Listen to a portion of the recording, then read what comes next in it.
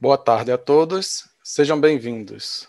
Hoje é dia 17 de setembro de 2021, estamos iniciando mais uma reunião semanal da programação da operação.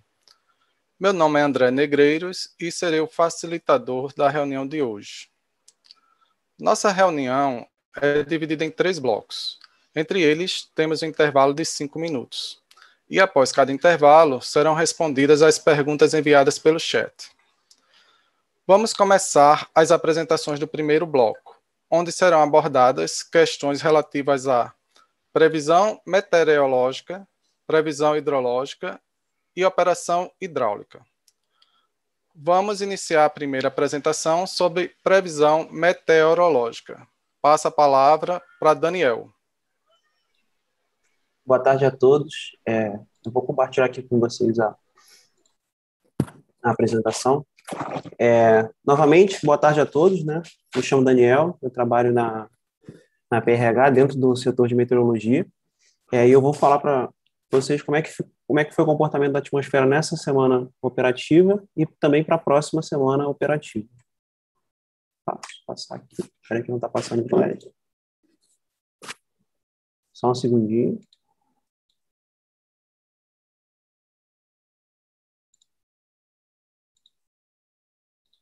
Agora foi. Bom, durante a semana operativa, né, nós tivemos aí uma frente fria que ela avançou até aí o sudeste, né, e ela causou bastante precipitação nas bacias do sul, também pegando ali um pedacinho da incremental de Itaipu, e conforme ela avançava, ela causou também um pouco de precipitação ali na bacia do Rio Grande, né. O destaque aí fica para as bacias dos rios Uruguai e Iguaçu, né. O Rio Uruguai nós tivemos aí um acumulado na semana operativa de 61 milímetros para a bacia do Rio Uruguai. Essa chuva caiu principalmente na cabeceira, tá, desse rio. E para o Rio Iguaçu nós tivemos 71 milímetros a montante de Foz da Areia e 83 milímetros a jusante de Foz da Areia, né? Ou seja, bastante precipitação aí, já que eles vinham numa recessão de alguns meses aí, essas duas bacias, né? O destaque também importante foi para as temperaturas, primeiramente de Curitiba, né, que começou bem alta essa semana, e conforme essa frente fria avançou, a temperatura diminuiu, ficou mais amena, e também para Rio de Janeiro e São Paulo, que começou a semana operativa com temperaturas bem elevadas, tá? Essa chuva ainda continua, né? Choveu ontem ainda no Rio Iguaçu, e hoje ainda continua chovendo no Rio Uruguai, então para o início da semana operativa, né, que começa no sábado, nós teremos aí mais algum volume significativo para esses dois rios, essas duas bacias, tá? Bom, aqui a gente pode ver a figura do acumulado dessa semana, né? Dá para ver mais ou menos aí onde é que os maiores totais ficaram localizados. Para a próxima semana operativa, nós teremos o avanço de uma nova frente fria, tá? Ela começa a avançar pelo sul do país na segunda-feira e alcança aí o sudeste entre terça e quarta-feira. Novamente, o padrão fica bem parecido com o padrão dessa semana operativa, né? Nós teremos o início de semana operativa com temperaturas elevadas aí no sudeste também, em Curitiba, no sul, né? E conforme essa frente avança, a temperatura volta a cair, tá? Na média, vai ser o próximo slide, né? A temperatura não apresenta diferença em relação a essa semana operativa. A precipitação para a próxima semana operativa, ela fica concentrada novamente, né, nas bacias dos rios Iguaçu e Uruguai, tá bom? E o próximo destaque também é para energia eólica, né? Que eu vou falar aqui nesse slide, que tem uma queda por conta do avanço dessa frente fria. Então, aqui, esse primeiro, no mapa verde aqui, né, é o mapa para as temperaturas para semana que vem, a gente pode ver que continua a estabilidade. Para a energia solar também continua a estabilidade. O destaque aí vai para a energia eólica, por conta do avanço dessa frente fria, ela avança até ali o litoral sul da Bahia, há uma queda na produção eólica. Bom, é isso. Muito obrigado.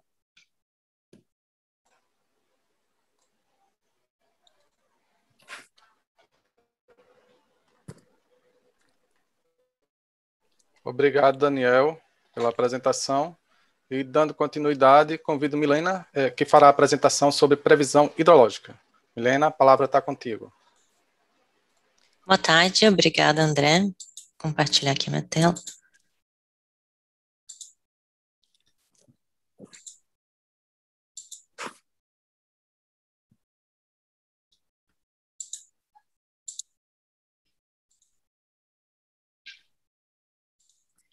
Bom, então, boa tarde a todos. Vou apresentar para vocês os resultados da previsão hidrológica da revisão 3 do PMO de setembro. Então, começando com a previsão de precipitação para as 2 próximas semanas operativas, nas bacias do Grande, Paranaíba, Paraná e Paranapanema, não observamos volumes significativos de precipitação ao longo do horizonte, os volumes não chegam próximo, né, nem de 5 milímetros. Previsão hidrológica para o Sudeste. Observamos um comportamento de estabilidade. A previsão mensal é de 58% da MLT, sendo o segundo menor no posicionamento do histórico.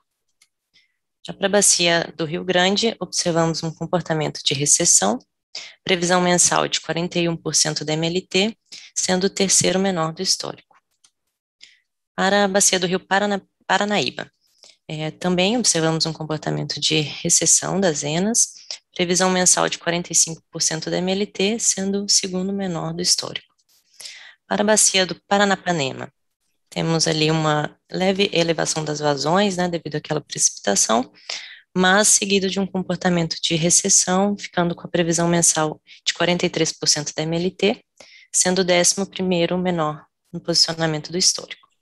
Bacia do Rio Paraná, também observamos comportamento de recessão, ficando com a previsão mensal de 59% da MLT, sendo o 8º menor do histórico.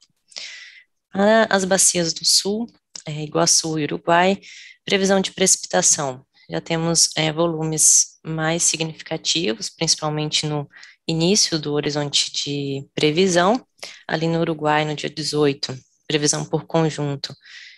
Temos uma previsão de aproximadamente 32 milímetros. Para a previsão hidrológica do Sul, observamos, né, uma elevação ali das vazões, até ultrapassando a MLT, ficando com a previsão mensal de 73%, sendo o 41º menor posicionamento do histórico. Bacia do Rio Iguaçu, também temos uma elevação das vazões, né, devido a essa precipitação que já foi observada e a prevista, ficando com a previsão mensal de 40% da MLT, sendo o 23º menor posicionamento no histórico.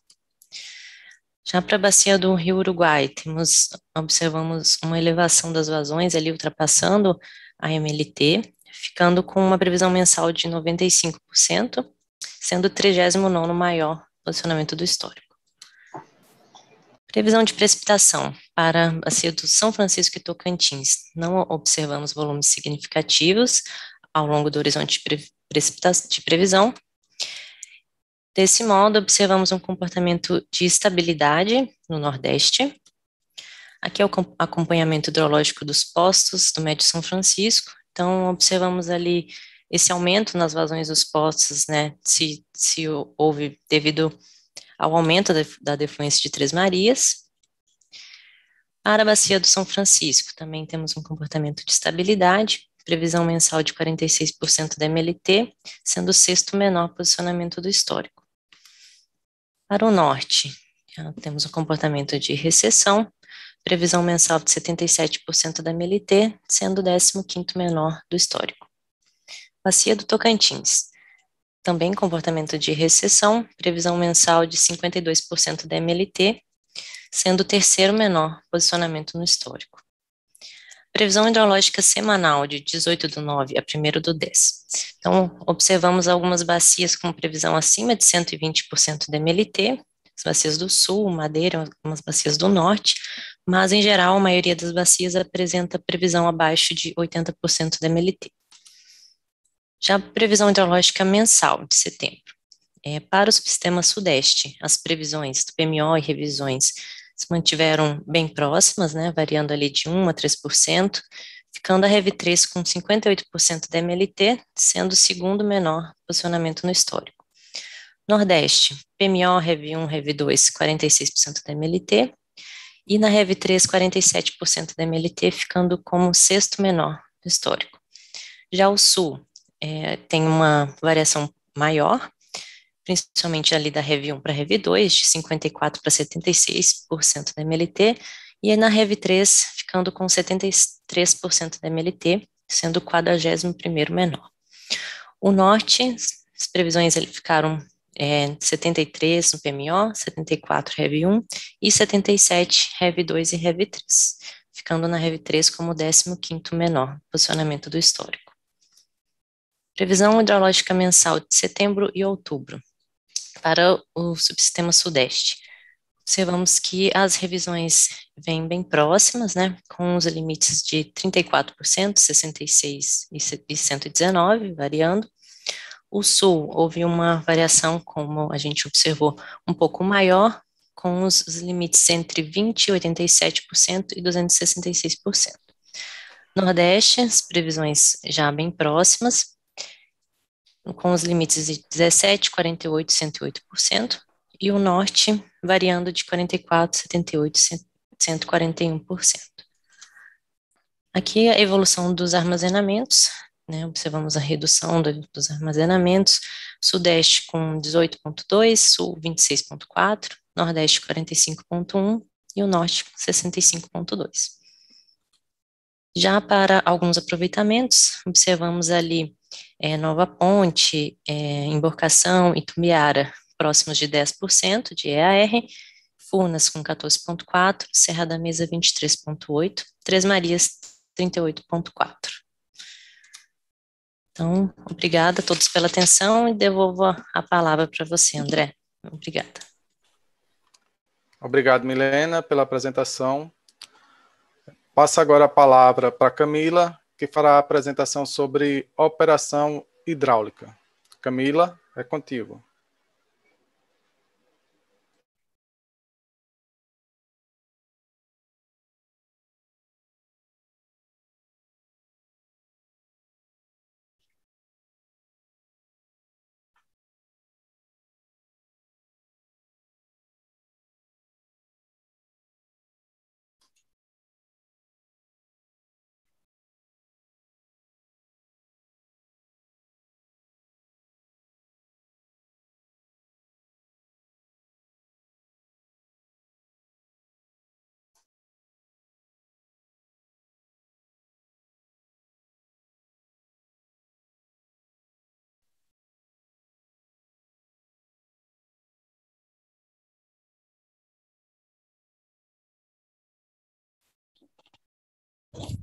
Então, vocês estão conseguindo me ouvir? Sim. Tá. Me chamo Camila Azevedo, sou da PRH, da parte de gestão. Vamos dar início à apresentação aqui da parte de operação hidráulica.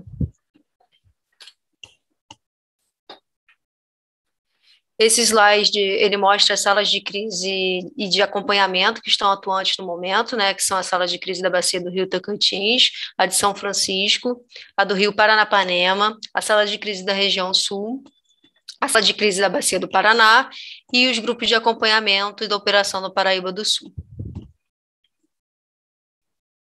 Nessa semana nós não tivemos nenhuma reunião da sala de crise nem de acompanhamento. Essas aqui são as datas das próximas reuniões de sala de crise, sendo a do Paranapanema no dia 1º do 10, São Francisco no dia 5 do 10, o Sul, a próxima vai ser no dia 30 do 9, Tocantins no dia 28 do 9 e Paraná no dia 28 do 9. Só para atualizar, né, as salas de crise da bacia do Rio Grande do Paranaíba, como a sala da hidrovia do Tietê, foram direcionadas para a sala da bacia do Rio Paraná. Os volumes de espera, nós não tivemos alteração para essa semana operativa, e atentar que os relatórios de regras para a operação do controle de cheia do ciclo de 2021 a 2022, eles se encontram em elaboração em conjunto com os agentes de geração no âmbito do Sintegre, e eles devem ser finalizados na data do dia 23 do 9. Para a programação hidráulica da semana do dia 19 do 9, 24 do 9. No dia 6 do 8, o ONS enviou uma carta para os agentes, né, das bacias situadas no Rio Paraná. Essa carta é a DGL 1661 de 2021, solicitando que fossem confirmados os níveis mínimos operativos do reservatório de cada usina e verificando se haveria a possibilidade de de operar com as cotas abaixo desses mínimos operacionais normais. A CREG, na sua 5ª reunião extraordinária, que foi realizada no dia 31/8/2021, ela pleiteou e determinou que o ONS e os concessionários desautorizados de geração de energia elétrica, eles... Desculpa aqui.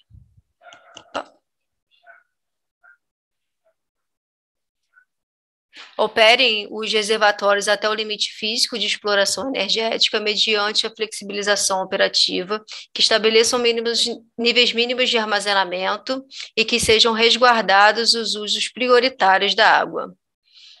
Em 13/9/2021, o ONS encaminhou aos agentes de geração das usinas hidrelétricas na Bacia do Paraná a correspondência DGL 1964, solicitando que sejam tomadas medidas julgadas pertinentes a fim de flexibilização da operação das usinas até o limite físico de exploração energética, conforme a deliberação da CREG. Essa tabela aqui, ela conta com a flexibilização dos níveis mínimos declarados à ONS como restrição hidráulicas permanentes,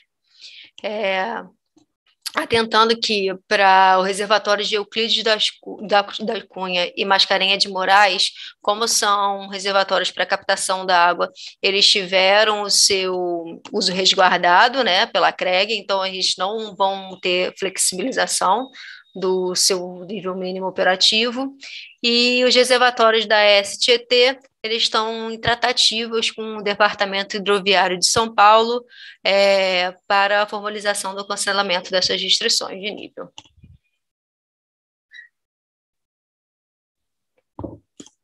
Nesse slide, nós temos a tabela dos níveis que foram flexibilizados, né?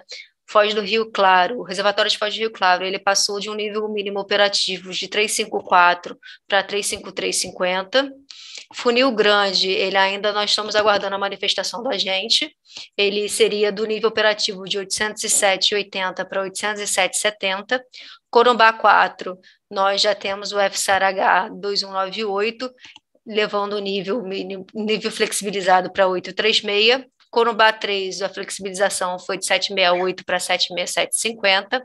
Ilha Solteira, com nível mínimo operativo de 323, chegando flexibilizado no 319, através do FSARH 2181. E o reservatório de Três Irmãos, o seu mínimo operativo é 323 e o nível mínimo flexibilizado é o 319,77, através do FSARH 2158. As cotas mínimas dos reservatórios de Ilha Solteiras e Três Irmãos, que garante o funcionamento do canal Pereira Barreto, serão informados pelo Departamento Nacional de Infraestrutura e Transporte, e os agentes irão declarar essas informações à ONS por FSARH. De acordo com a CTG Brasil, né, que é a operadora do reservatório de Ilha Solteira, as seguintes cotas para o reservatório de Ilha Solteira, né? E na 318,54, se chegar abaixo disso, é uma cota mínima que exige acompanhamento do comportamento dinâmico das UGs. Na cota 317, é uma cota mínima para acoplamento hidráulico de Ilha Solteira e Três Irmãos, e a 314 é uma cota a partir da qual as unidades geradoras serão desligadas. Esse gráfico, ele mostra a operação dos reservatórios de Ilha Solteira e Três Irmãos, abaixo da cota 325,4. Aqui, esse gráfico ele vai do período de 11/6/2021 até 26/11/2021. No canto esquerdo estão sendo indicados aqui os pulsos que foram feitos em Nova Vanhandava para garantir a navegação abaixo da cota 325,40. E, como pode ser visto, a partir do dia 14/9, os dois reservatórios ficaram abaixo da cota 323, iniciando na data de hoje o reservatório de Ilha Solteira com uma cota de 322,61 e a OHE Três Irmãos com uma cota de 322,75. Como já tinha dito anteriormente, atualmente nós temos declarados FSARHs 2181, indicando a cota mínima de 319 para a Ilha Solteira, e o FSARH 3158, referente à cota mínima de 319,77 para Três Irmãos. Essa linha em vermelho aqui, ela representa o limite físico de exploração energética dos reservatórios de Três Irmãos e de Ilha Solteira, e esse valor de 314 aqui, a CREG permitiu o ONS chegar caso seja necessário. Essa autorização ela foi dada na reunião do dia 31/8/2021.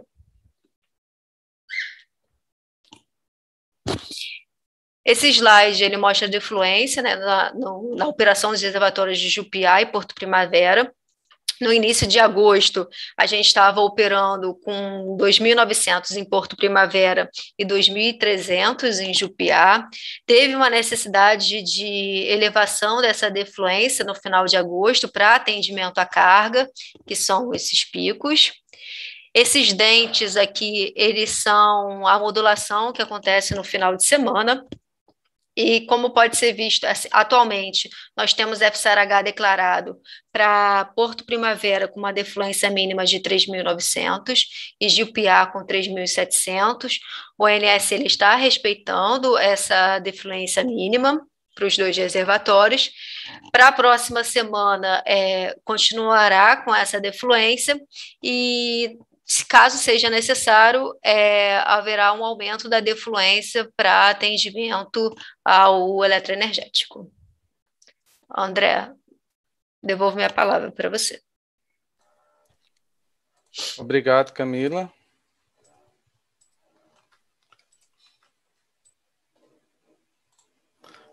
Vamos agora fazer um intervalo de 5 minutos. E quando retornarmos, iremos responder a primeira bateria de perguntas e, na sequência, iremos dar seguimento às apresentações do segundo bloco.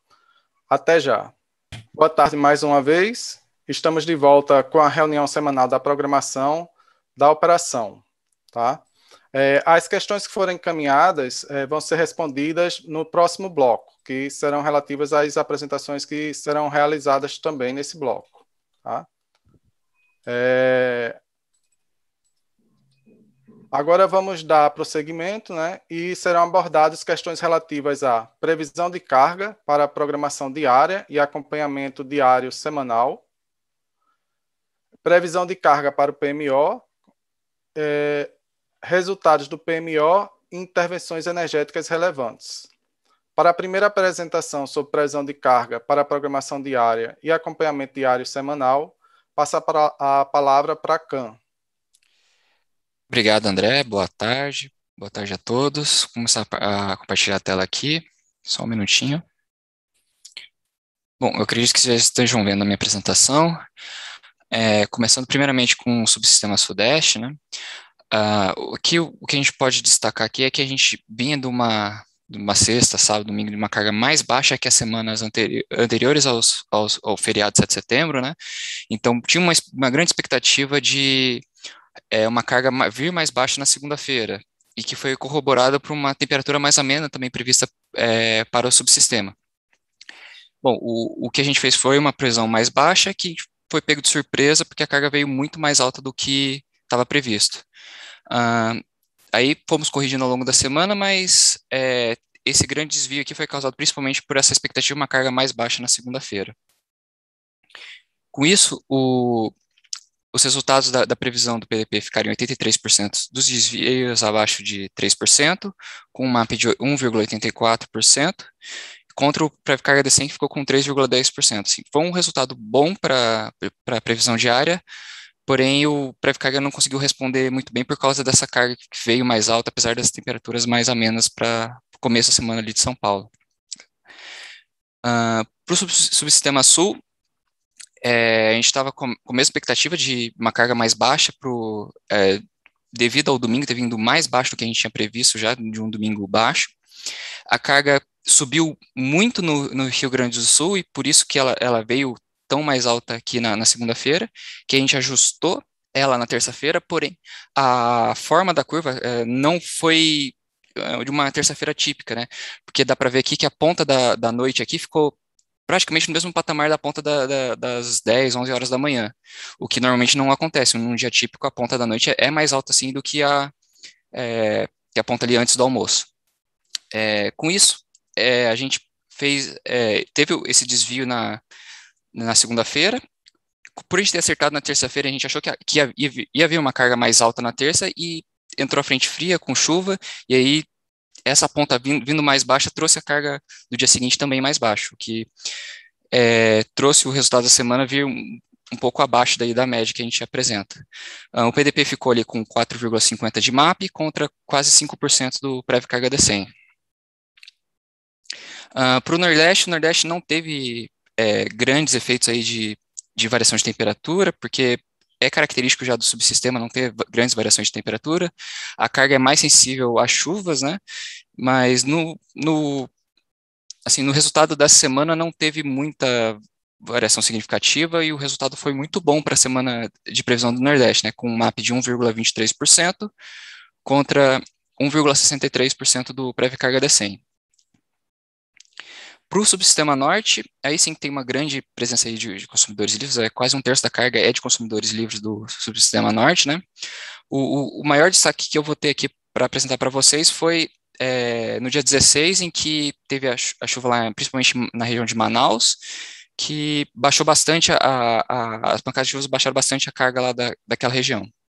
Mas fora isso, foi uma semana boa de previsão para o subsistema Norte, com 86% dos desvios abaixo de 3%, contra 79% do prévio carga D100, um MAP de 1,59% contra 1,88% do prévio carga D100.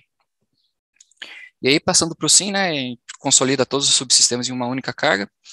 A gente vê aqui que o dia que teve o maior desvio foi a segunda-feira, que foi a grande surpresa aí de vir uma carga mais alta do que estava prevista, principalmente pelos resultados do Sul e Sudeste. Mas aqui ao longo da semana a carga foi vindo mais baixa por causa da entrada da frente fria e precipitação desses dois subsistemas, né? Com isso, o resultado da previsão de carga para o SIM ficou em 86% dos desvios, abaixo de 3%, contra 60% do prévio carga D100, e um MAP de 1,70 contra 2,45 do prévio carga D100. Bom, eu agradeço essa oportunidade aqui de compartilhar essas informações com vocês. Eu termino a minha apresentação por aqui e devolvo a palavra para você, André. Obrigado, Cam, pela apresentação. Convido agora Douglas, que fará a apresentação sobre previsão de carga para o PMO. Douglas, a palavra está contigo. Boa tarde, André.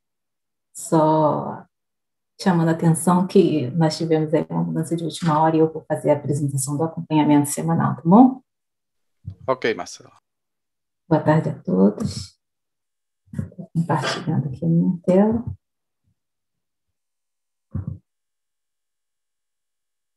Bem,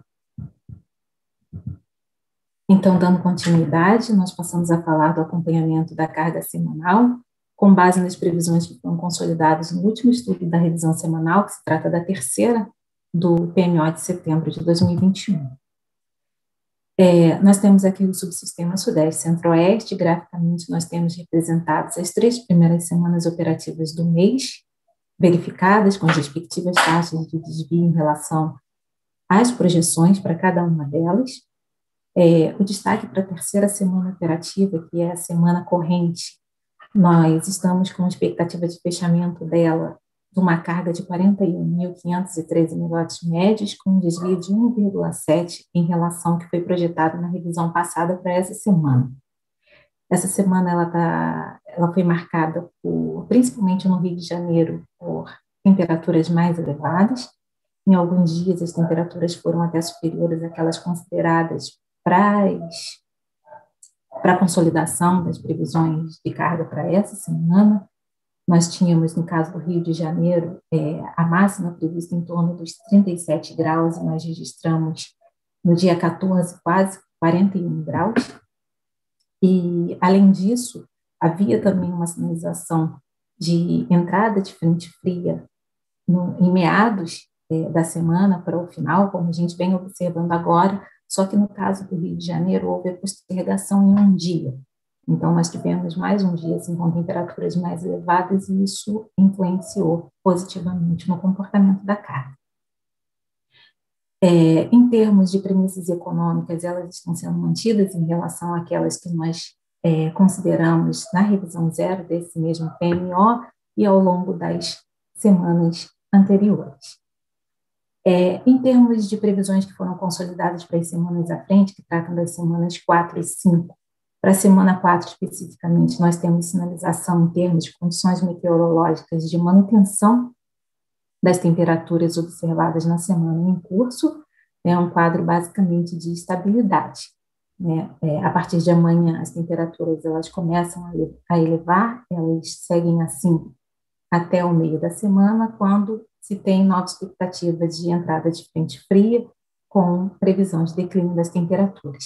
Então, basicamente, o mesmo comportamento que está sendo observado nessa semana, e por isso nós fizemos, para essa semana, não só para a quarta semana, mas para a quinta semana, um ajuste, fazendo com que a carga para essas semanas à frente ela fique próxima do que vem sendo observado na semana em curso, e para as semanas 4 e 5 nós fizemos um ajuste de 1,7% em cada uma das semanas em relação ao que havia sido previsto no estudo anterior.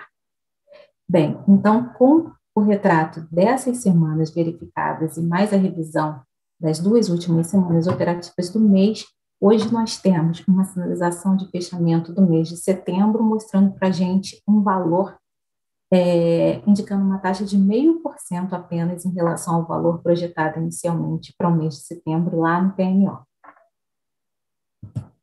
Para o subsistema sul, a semana em curso, assim como as semanas 1 e 2, ela vem fechando abaixo daquilo que a gente vem projetando para cada uma das semanas, um desvio de menos 2,4%, e nós associamos isso, em parte, em função da ocorrência de temperaturas mais a menos, em função da entrada dessas frentes que não tem permitido ainda que as temperaturas se elevem a um patamar que a carga comece a responder de acordo com o que nós esperávamos. A semana, então, fechando com um desvio de menos 2,4%, e a expectativa que nós temos também, não só para o Sudeste, mas como para grande parte do país, como foi apresentada, de estabilidade, de um quadro de estabilidade para a próxima semana, e em função disso, nós fizemos um ajuste para as semanas 4 e 5, para a semana 4 de menos 2% e para a semana 5 de menos 1% em relação ao que foi considerado no estudo da revisão passada. Em função das semanas verificadas abaixo das projeções e mais dessa revisão para baixo, para as 2 últimas semanas operativas do mês, hoje nós temos a sinalização de fechamento do mês com um valor indicando um desvio de menos 3,3% em relação ao que foi projetado inicialmente para o PMO do mês de setembro para o subsistema sul.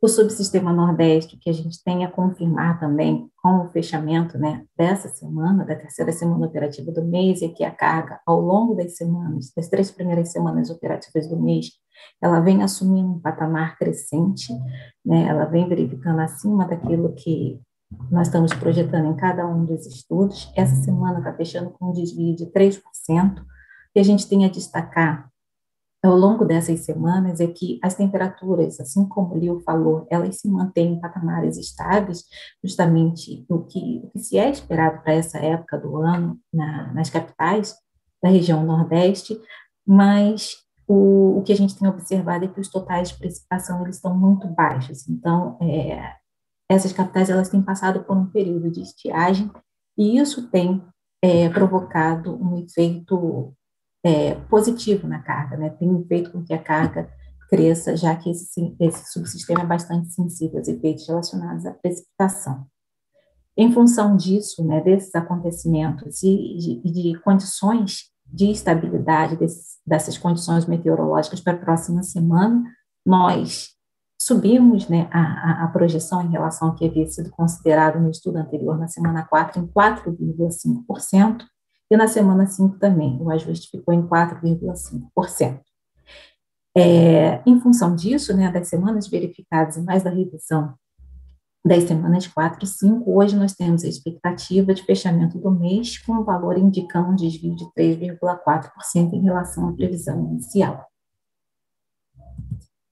O subsistema norte, ele também tem se comportado ao longo das semanas em níveis crescentes, a semana em curso fechando com um desvio de 1,9%, ou seja, um valor acima daquilo que nós havíamos projetado para essa semana na revisão passada,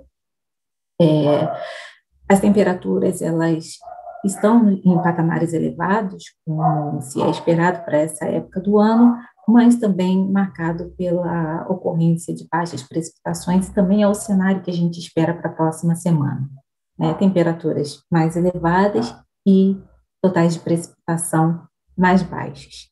E em função exatamente do comportamento observado ao longo das semanas nesse nível basicamente crescente, nós fizemos também um ajuste na carga para as próximas semanas operativas em 1,3% em cada uma dessas semanas, o que, juntamente com as semanas verificadas, sinaliza para nós uma carga de 6.377 megawatts médios, indicando uma variação de 3,5% acima daquilo que foi projetado inicialmente para o mês. O que a gente tem a ressaltar, passando aqui para o Sistema Interligado Nacional, é que, como nós vimos, né, com exceção do subsistema Sul, né, que vem verificando abaixo daquilo que nós estamos projetando em cada um dos estudos, os outros subsistemas eles vêm verificando acima por questões das condições meteorológicas, mas o que a gente vem observando também é que lá atrás nós consideramos como premissa para a elaboração dessas previsões uma expectativa de redução de consumo em função das medidas implantadas pelo governo, né, de incentivo, né, ao menor consumo, mas pelo menos nessas 3 primeiras semanas operativas do mês a gente não vem observando de forma efetiva esse efeito na carga como um todo. Em função disso, né, esse desvio dessa semana, e não só dessa, mas das semanas anteriores também, e a semana 3 em particular, fechando aí o SIM com um valor 1,3% acima da projeção feita no estudo da revisão passada. E em função desses acontecimentos e também da incerteza de quando a gente vai começar a observar efetivamente os efeitos dessas reduções na carga, nós fizemos um ajuste para cima e que no SIM contextualiza aí para nós variações de 1,5 e 1,7, respectivamente, né, para as semanas 4 e 5. E, olhando de forma, englobando aí em termos mensais, hoje nós temos um valor que sinaliza para nós uma expectativa de fechamento para o mês de 70.349 megawatts médios, com uma variação de 0,6% em relação à projeção inicial. Bem, em termos de algumas ocorrências, né, que foram observadas ao longo da semana em curso, que é a semana de 11 e 17, nós temos aí os destaques em relação ao comportamento das temperaturas e dos efeitos relacionados à precipitação.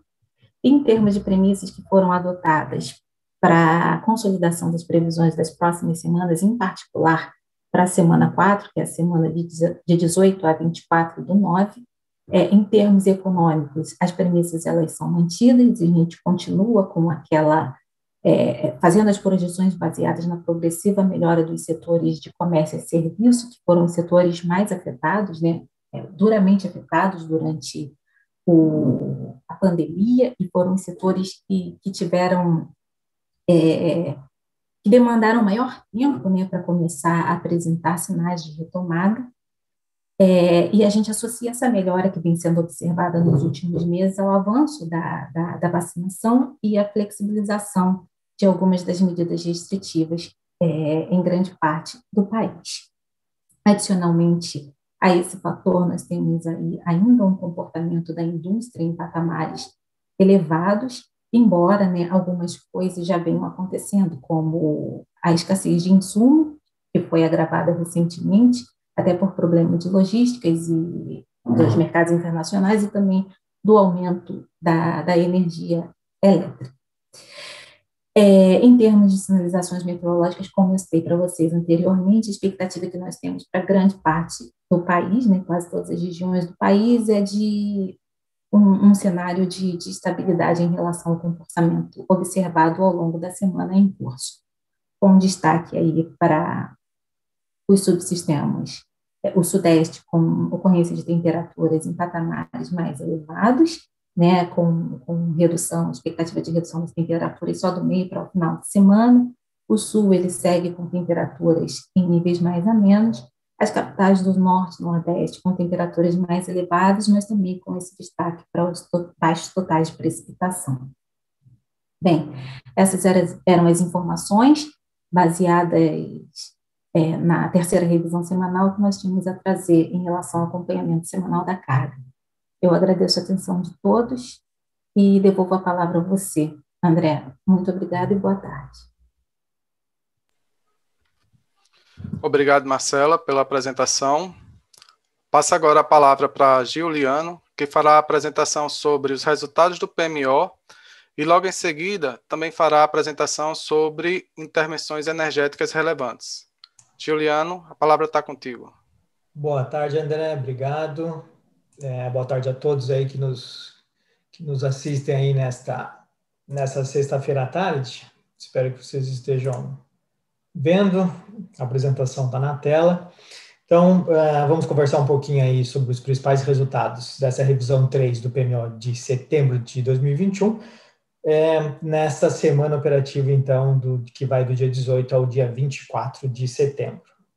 O que a gente sempre traz aí no começo, né, no início das nossas apresentações, aí os principais, alguns destaques aí de fatos relevantes para essa revisão 3. Então, a gente começa aqui falando sobre a entrada, sobre o despacho 2865, de data do dia 15 de setembro de 21, que versa aí sobre a entrada em operação comercial da usina termoelétrica de GNA1.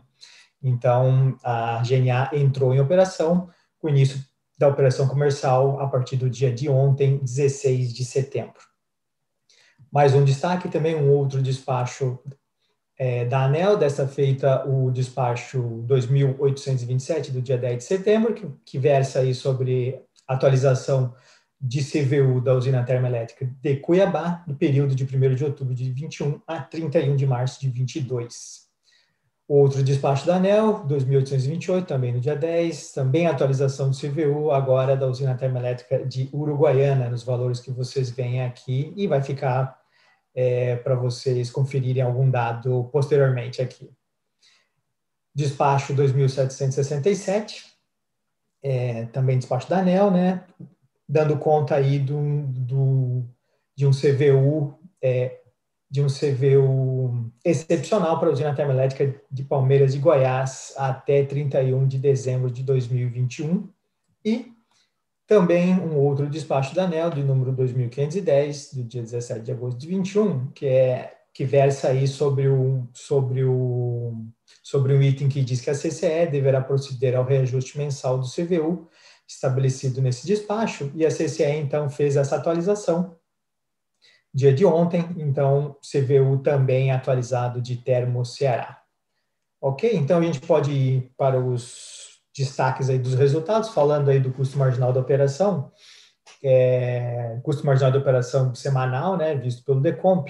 Então, tivemos aí nessa semana mais uma pequena redução aí do CMO, né? Tínhamos valores na casa dos R$850 médios aí na semana passada, uma pequena redução, então, nessa semana operativa, ou para a próxima semana operativa, CMOs médios aí na casa de R$712.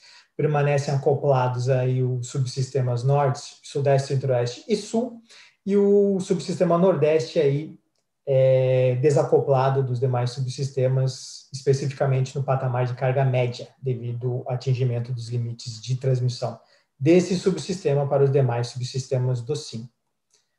Seguimos, então aqui a gente traz sempre essa análise aqui da variação do CMO, como tivemos mais uma pequena redução para a próxima semana operativa, a gente destaca aqui os fatores que contribuíram, né, para essa redução. Então, a gente pode destacar aqui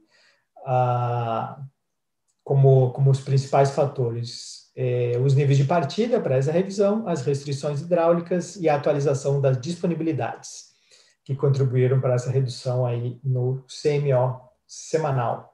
Da mesma maneira, aqui, né, daqui desse gráfico a gente está falando do subsistema Sudeste, Centro-Oeste, Sul e Norte, aqui do subsistema Nordeste, porém os condicionantes aí são os mesmos, né? Então, níveis de partida, as restrições hidráulicas e a disponibilidade foram os principais fatores aí de redução no CMO para a próxima semana operativa. Esse resultado de CMO nos dá uma geração térmica referencial, né, indicativa aí pelo Decomp, na casa dos 14.100, 14.200 megawatts de geração térmica referencial vista pelo Decomp. Quando a gente fala aí do comando de despacho antecipado aí, né, das usinas AGNL, a gente já está olhando a semana de 20 a 26 de novembro, mas em relação às últimas semanas operativas não há novidades, então seguimos aí com o despacho por ordem de mérito das usinas de Santa Cruz, Luiz Arrimelo e Porto do Sergipe.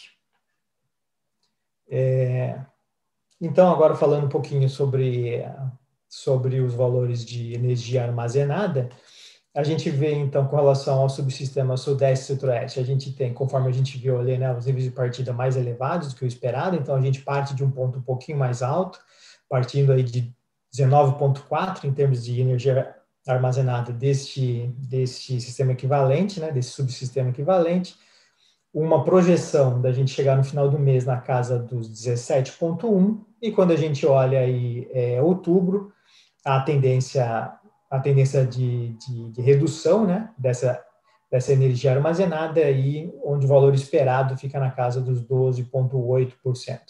Olhando subsistema sul, também tivemos um ponto de partida superior ao que havia sido prospectado na semana anterior. Então, a gente parte aqui de 27,5, é esperado aí uma subida na próxima semana e depois uma pequena queda. Então, a gente imagina aí, a gente estima, né, chegar ao final de setembro na casa dos 29,3%.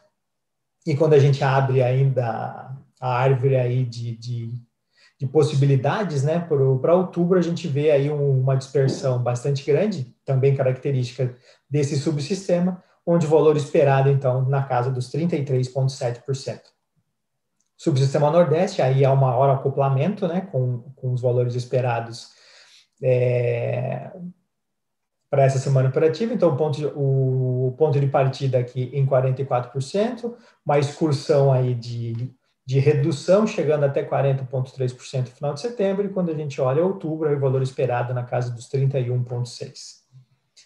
Já o subsistema Norte, a gente parte de um valor um pouquinho abaixo do esperado, 64,7%, também uma excursão aí no sentido de redução, então chegando ao final de setembro na casa dos 62%, e olhando outubro, segue a tendência de redução, então o valor esperado na casa dos 45%. Com relação à importação de energia, nenhuma grande novidade com relação aos montantes, né? O Uruguai continua ofertando aí, através das comercializadoras da Eletrobras e da Enel, os mesmos montantes, 285 megawatts por cada comercializadora, somente com atualização aí de CVUs. Por parte da Argentina, uma pequena mudança aí com relação ao número de blocos apenas. Tínhamos na semana operativa anterior aí 5 blocos, mas o total de megawatt ofertado é o mesmo, 2.200. Então, esses 2.200 nessa semana operativa, ou para a próxima semana operativa, divididos em 4 blocos, também com a atualização dos respectivos CVUs. Partindo, então, para as intervenções energéticas relevantes, a gente traz aqui sempre a lembrança, né, do nosso critério de relevância, as intervenções de unidades geradoras que alteram limites sistêmicos e intervenções de unidades geradoras de grande porte. A gente começa pelo subsistema Sudeste e Centro-Oeste, uma manutenção na unidade geradora 3 de Furnas, uma manutenção corretiva programada para os dias 18 e 19 de setembro. A usina de Emborcação, a unidade geradora 3, uma parada aí para comissionamento de equipamentos do vão de 500 kV programado para o período de 18 a 20 de setembro. Na usina de Chavantes, o ensaio de autorrestabelecimento dessa usina programado para o dia 19. Em Itaipu, unidade geradora 11, uma manutenção preventiva programada no período de 20 de setembro a 1º de outubro. E na usina de Sinop, a unidade geradora 2, a manutenção de garantia contratual do fabricante programado para o período de 20 de setembro a 12 de outubro. Já no subsistema Sul, na usina de Salto Osório, unidade geradora 6, uma parada aí para a substituição de escovas do anel coletor, programado para o dia 18, e na usina o ensaio de autorrestabelecimento programado para o dia 19. Já no subsistema Nordeste, a usina de Paulo Afonso 3, uma manutenção na unidade geradora 10, para substituição dos capacitores de surto das unidades geradoras, programado para o período de 20 a 21 de setembro, e na unidade geradora 11, o mesmo trabalho, porém programado para o período de 23 a 24 de setembro. Já na usina de Paulo Afonso 4, uma parada na unidade geradora 1, para a substituição dos para-raios programado para o período de 18 a 20 de setembro.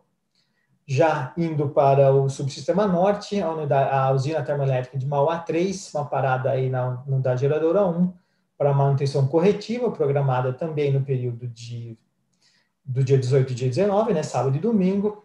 Já na usina de Estreito, unidade geradora 3, uma parada para inspeção anual dessa unidade, programada para o domingo. E já na usina de Belo Monte, unidade geradora 15, uma parada para manutenção de garantia contratual do fabricante, programada para o período de 20 do 9 a 21 do 10.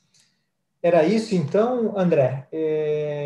Devolvo a palavra para você e na volta aí do nosso intervalo a gente já temos algumas perguntas para responder, mas a gente deixa para daqui a pouquinho. Valeu, obrigado e até mais. Obrigado, Juliano, pelas apresentações. Agora vamos fazer um intervalo de 5 minutos.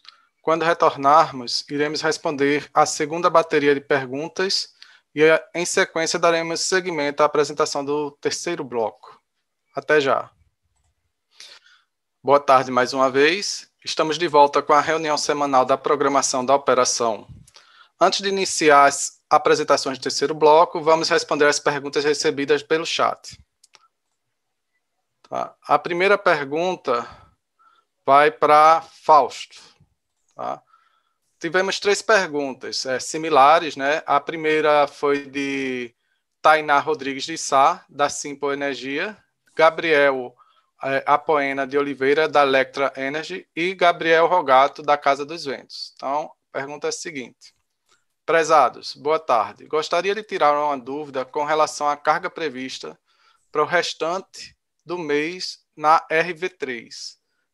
No deck do DECOMP constam valores diferentes dos informados no IPMO, nos submercados Nordeste e Norte. Poderiam nos informar qual seria o valor correto? Desde já agradeço pela atenção. Fausto? Obrigado, André. Obrigado a todos pela pergunta. Tem 3 perguntas sobre o mesmo assunto. Realmente houve um problema aí de inconsistência dos dados calculados por patamar em relação aos dados mensais da semana, melhor, dados médios da semana no mercado Norte e Nordeste. Foi uma falha do sistema, a nossa TI está observando exatamente o que aconteceu, mas já recalculamos manualmente e já encaminhamos, inclusive, né, isso foi feito agora na parte da tarde, no início da tarde, né, que nós verificamos isso, não foi antes, foi agora no início da tarde, já fizemos essa correção e vamos publicar agora os valores corretos com um informe lá no Sinteg. Tá? Peço desculpa a vocês pelo contratempo, mas infelizmente ocorreu e não podemos nem dizer ainda que ainda estamos verificando na TI o que realmente no dia a dia tudo vem acontecendo de uma maneira correta. Essa semana aconteceu de maneira correta. E em relação à questão das providências aí no modelo, o Juliano está aí para me ajudar a informar para vocês especificamente, porque faz parte da responsabilidade lá da PRD a questão do modelo. Juliano, por gentileza. Ok, Fausto. Então, complementando essa informação que o Fausto acabou de nos nivelar, né? Então, aqui tivemos essa informação aí no meio dessa tarde aqui de sexta-feira, né? Desse problema, né, Fausto? Desse problema na consistência dos dados de carga. Assim que nós tomamos conhecimento, né? Infelizmente, como foi já no meio da tarde, o deck final do DECOMP já havia sido publicado, né? Como a gente sempre faz, a gente sempre tenta manter, né, essa nossa rotina de até aí o meio-dia das sextas-feiras publicar o deck final, mas nós conseguimos aí interagir ainda há tempo com a programação diária, no caso, e conseguimos, então, parar a rodada do DECEM para que eles pudessem, então, pegar a função de custo futuro revisada do DECOMP. Então, o DECEM que tá sendo rodado nesse momento e que ainda vai ser publicado, ele vai ser publicado com as informações corretas, tá? Então, só para a gente deixar bem claro, então tivemos esse problema aí com os dados de carga, como o Fausto comentou. Isso vai gerar um informe de erro, né, conforme o Fausto disse. E aí, mas para efeitos de DCEM, o DCEM já está rodando, e se ainda não foi publicado, ele vai ser publicado com o DECOMP revisado e com os valores corretos. Tá bom? Então, qualquer informação aí adicional que vocês precisem sobre isso, a gente fica à disposição. Se não for aqui, nesse fórum, nós ficamos à disposição aí para a gente conversar pela central de relacionamento e ao longo da próxima semana. É isso. Obrigado, Fausto, aí, por enquanto. Obrigado aí, Fausto, Juliano. A próxima pergunta foi da Raquel Rangel, da Neoenergia. E a pergunta é a seguinte. Boa tarde. Foi indicado o aumento de carga no Sudeste e no Sul no dia 6/9. Mas qual foi a causa desse aumento? Obrigado. Márcia, quem vai responder essa pergunta? Boa tarde. Basicamente, esses aumentos foram em questão por conta da temperatura mais alta, né? A gente verificou que essa semana toda, né, do feriado, nós tivemos uma carga bem elevada, superior até a da semana anterior, que não tinha feriado, né? Era uma semana sem feriados. Então, a Marcela, quando colocou aí, nós, inclusive, achávamos que a gente já teria condição de ver alguma coisa, alguma redução na carga por conta das diversas, né, formas de redução que foram colocadas, né, pelo governo e tal, mas, infelizmente, né, para nós, né, para o setor, a gente não conseguiu perceber, até por conta as temperaturas foram bem elevadas ali nessa semana, tá? Então, apesar de ter sido um dia e de um feriado ali enforcado, a gente não percebeu uma redução como nós imaginávamos, né? Houve uma redução, a carga foi um pouco mais reduzida em relação aos outros dias, mas não foi aquilo que a gente imaginava por conta de temperatura mesmo, em relação ao que tinha se verificado nas semanas anteriores, tá bom? Obrigado, Márcia. Agora vamos responder algumas perguntas similares, tá, que foram encaminhadas por Catiusa Severghini, da Flow Energia, Caio Nepomuceno, da Ideal Energia, Murilo Soares, da Flow Energia, Lucas Causani, da Central Energia, Bruno Belotti, da Targos, e também Gabriel Rogato, da Casa dos Ventos, e Wagner Beguini, da Era Renováveis. Pergunta é a seguinte. Prezados, boa tarde. Ficamos com dúvidas sobre as alterações cadastrais de cotas realizadas no DEC do DECOMP. Em nosso entendimento, o ONS sempre manteve as cotas originais de cadastro, mesmo em situações nas quais as usinas operavam abaixo da cota cadastral. Tal situação já ocorre desde 2014, quando Ilha Solteira e Três Irmãos mantiveram volumes zerados nos DECs. Mesmo operando abaixo dos valores da Hydro.dat, e acontece há algum tempo que a UHE Itaipu, que vem operando abaixo da sua cota mínima cadastral. Por que o ONS decidiu modelar as alterações cadastrais na revisão 3, contrariando o que sempre fez nas situações similares no passado? Outro ponto que não pode passar despercebido é a distorção no acoplamento do DECOMP com o New Wave, que faz uso das referidas cotas e será realizado em ponto equivocado da função do custo futuro, o que corresponde a um erro metodológico e impacta diretamente a formação de preços. Quem vai responder essas perguntas é Juliano. Obrigado, André. Obrigado aí aos colegas aí que enviaram essas perguntas. Quando a gente recebeu, né, essa informação dessa formalização, né, desses novos valores mínimos aí para Ilha Solteira e Três Irmãos, nós logo nos debruçamos internamente aqui no ONS para que a gente pudesse estudar a melhor maneira da gente enquadrar isso na modelagem aí dos nossos modelos energéticos. A gente sabia já de antemão, né, que não haveria uma solução perfeita para isso. Então, nós tivemos que tomar uma decisão e nós estamos cientes que dessa questão desse desacoplamento com o New Wave, mas nós decidimos manter a coerência e o acoplamento com não só com o DC, mas principalmente com a operação que tem sido realizada. Então, Ilha Solteira, vocês podem acompanhar pelos relatórios aí que são emitidos pelas equipes de tempo real e pelos demais relatórios emitidos pelo INS, né? Ilha Solteira já se encontra abaixo da cota 323, deve permanecer assim pelos próximos dias, semanas.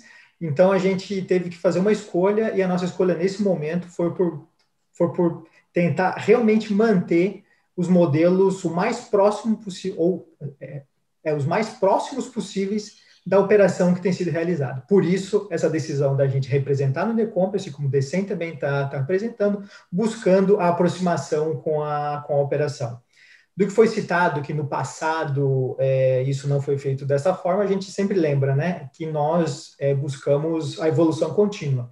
Nesse momento, o que nos pareceu mais correto foi, como eu disse, tentar aproximar ao máximo os modelos que conseguem enxergar isso, e o Decomp e o DECEM conseguem enxergar isso, e aí a gente decidiu, já nessa revisão, colocar esses valores atualizados, tá?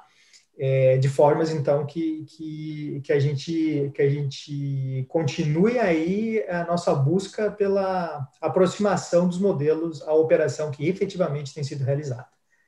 Tá bom, André? Por enquanto, eu não sei se ficou algum ponto da pergunta que você fez aí para representar as demais perguntas. Não, ficou um ponto aqui ainda sobre Itaipu, tá? Muitos de vocês têm citado aí a usina de Itaipu, ou a representação de Itaipu como sendo parâmetro para o que a gente fez ou deixou de fazer com relação à Ilha Solteira, mas a gente, no nosso ponto de vista, não é uma comparação adequada, simplesmente pelo fato de que Itaipu ela não declara esses valores para os modelos. Essa operação abaixo dos níveis mínimos, Itaipu ela flexibiliza essas cotas apenas para a operação, pelo menos por enquanto, né? Então, o fato que no nosso ponto de vista, como eu disse, é totalmente diferente, uma vez que Ilha Solteira declarou formalmente aí um FSARH dando conta dessa redução, né? Tanto Ilha Solteira como outras irmãos, mas a gente fica focado aqui no exemplo de Ilha Solteira. Tá bom, André? Então, acho que é mais ou menos por aí. Se ainda ficaram algumas dúvidas, nós ficamos à disposição aí pelos outros fóruns também, tá bom? Valeu, obrigado. Ok, Juliano. Tem mais uma pergunta para você de Bruno Belotti, da Targos. Boa tarde. Hoje o ONS representa uma restrição do tipo HV para o HF Furnas de 9%, baseado em um fax enviado à ANEEL em 2001, que não é documento público.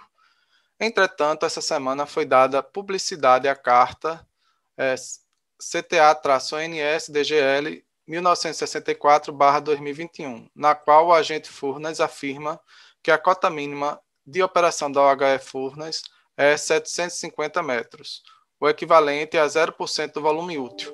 Poderia explicar o motivo da manutenção da restrição anterior à luz dessa nova declaração do agente? Oi, André. Ok, voltando. Então, sim, claro que conseguimos explicar. Da mesma maneira que o fax ANEEL lá atrás, do longínquo ano de 2001, 2002, né, quando ele foi inserido nos modelos, especificamente no Decomp, né, foi feito com base numa conversa de um nivelamento com a agência, com a ANEEL, né, com a agência reguladora. Da mesma forma, como foi dado agora publicidade e total transparência para vocês, né, nós vamos levar também o conteúdo dessa carta com as respostas dos agentes aí sobre os seus volumes mínimos operacionais, Vamos fazer esse mesmo caminho, vamos levar a ANEEL, vamos conversar com a ANEEL, uma vez que a gente consense a sua utilização e o formato dessa utilização, nos modelos a gente vai voltar, vamos dar a devida publicidade para vocês aqui, e porque como a gente sempre tem falado, a gente não vai fazer nós não temos como fazer um movimento com relação a essas questões históricas aí do Flags da ANEEL, não vamos fazer nenhum movimento de simplesmente retirar do deck sem ter as devidas anuências aí de quem tem direito, no caso aí a ANEEL. Então a gente vai voltar à ANEEL com essas novas informações, vamos consensar o que fazer. Uma vez consensado, a gente vai trazer aí, vamos dar a devida publicidade de como a gente vai fazer essa atualização desses volumes. Tá bom, André? Valeu, obrigado mais uma vez. Juliano, que agradeço. Temos aqui 4 perguntas que vão ser respondidas por Simone. A primeira é de Pedro Vitor Ferreira. Boa tarde. A previsão, ele é da True Comercialização. Boa tarde. Há a previsão de flexibilizar o reservatório de Ilha Solteira para uma cota menor que 319 metros entre 1/11 e 30/11? A outra, de Gabriel Dias, da Central Energia. Prezados, boa tarde. É possível o INS decidir prorrogar as restrições para além de 30/11, caso o cenário hidrológico continue desfavorável? Se sim, quais são os critérios adotados para decidir voltá-las aos níveis originais? E as outras 2 são de Lucas Cousani, da Central Energia. Prezados, boa tarde. Foi comentado que o nível mínimo de Ilha Solteira está definido para 319 metros, mas com permissão de chegar a 314 metros. Quais critérios que devem ser cumpridos para que o valor de 314 metros seja oficializada para operação e modelagem? E depois ele pergunta, no último relatório divulgado ao mercado, a mensagem passada foi que o prospectivo mostrava atendimento do consumo até o final de novembro. Esse pedido para redução de volumes mínimos partiu de alguma avaliação prospectiva mais atualizada ao que foi publicado no mês passado? Em caso positivo, as condições atuais estão mais ou menos deterioradas. Simone? Obrigada, André. Boa tarde a todos. Bem, então, contextualizando, né, conforme a gente tem apresentado para vocês, o ONS tem realizado diversos estudos, né, do atendimento eletroenergético, assim como as avaliações hidráulicas para atendimento aos usos múltiplos e as restrições hidráulicas, principalmente a jusante lá no Baixo Paraná, e o ONS tem indicado as medidas necessárias para o CMSE e, consequentemente, para a CREG, para atender, né, a segurança do sistema e visando mitigar os riscos que a gente tem de atendimento e de tanto dos usos múltiplos como energético. E nesses estudos, como vocês podem ver, que estão sendo divulgados, né, no Sintegre, as notas técnicas elaboradas, foram indicadas algumas flexibilizações, inclusive de Ilha Solteira e Três Irmãos, que tem ocorrido já desde agosto, o rebaixamento aí do nível do canal Pereira Barreto, com a interrupção da travessia, da navegação em calados que faziam, né, a travessia ali no canal. Então, assim, tem sido indicado, e na linha dessas questões, o ONS enviou uma correspondência no dia 25 de agosto, correspondência 1661, para todos os agentes da bacia do Rio Paraná, solicitando a indicação da possibilidade da flexibilização de restrições hidráulicas que limitam o reservatório, né, operar em cotas acima dos níveis mínimos, e ainda avaliar se teriam possibilidade de alguns reservatórios operarem abaixo do respectivo nível mínimo.